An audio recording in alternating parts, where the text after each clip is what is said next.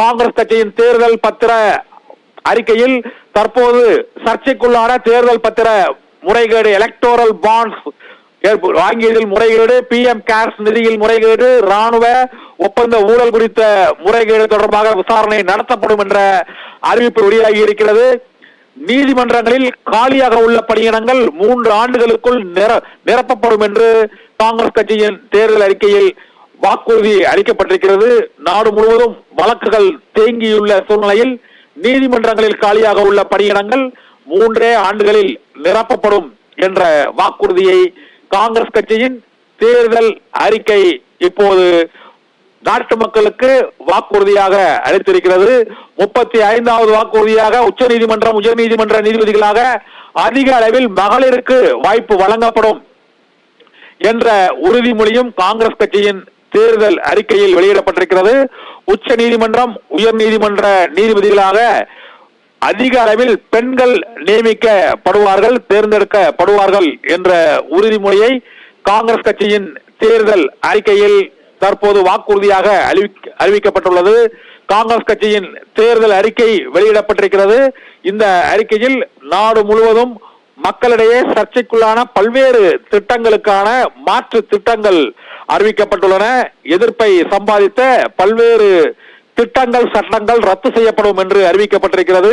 GST ரத்து, NEET தேர்வு மறுபரிசீலனை, அக்னிபாத் திட்டம் ரத்து உள்ளிட்ட பல்வேறு அறிவிப்புகளும் நாடு முழுவதும் சர்ச்சைக்குள்ளான பல்வேறு முறைகேடுகள், ஊழல்கள் தொடர்பாக விசாரணை நடத்துவதற்கும் உத்தரவு பிறப்பிக்கப்படும் என்றும் காங்கிரஸ் கட்சியின் தேர்தல் அறிக்கை தற்போது வெளியிட்டுள்ள இந்த அறிவிப்பின் மூலமாக இப்போது நாட்டு மக்களுக்கு வாக்குறுதிகளாக காங்கிரஸ் கட்சி அறிவித்திருக்கிறது. ஏப்ரல் 19ஆம் தேதி முதல் கட்ட தேர்தல் நடைபெற உள்ள சூழ்நிலையில் காங்கிரஸ் கட்சியின் தேர்தல் அறிக்கை நாடு முழுவதும் கவனத்தை ஈர்த்துள்ளது.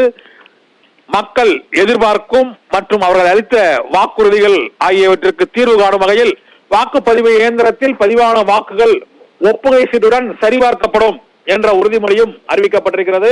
வாக்குப்பதிவு இயந்திரத்தில் பல்வேறு விதமான முறைகேடுகள் எழுவதாக தொடர்ந்து புகார்கள் வெளியான சூழ்நிலையில் வாக்குப்பதிவு இயந்திரத்தில் பதிவான வாக்குகள் ஒப்புகை சீட்டுடன் சரிபார்க்கப்படும் என்றும், பாரதிய ஜனதா கட்சிக்கு மாறியதால் ஊழல் வழக்குகளில் இருந்து விடுபட்டவர்கள் மீதான அந்த வழக்குகள் மீண்டும் விசாரிக்கப்படும் என்றும் காங்கிரஸ் கட்சியின் தேர்தல் அறிவிப்பில் வாக்குறுதி அறிவிக்கப்பட்டிருக்கிறது.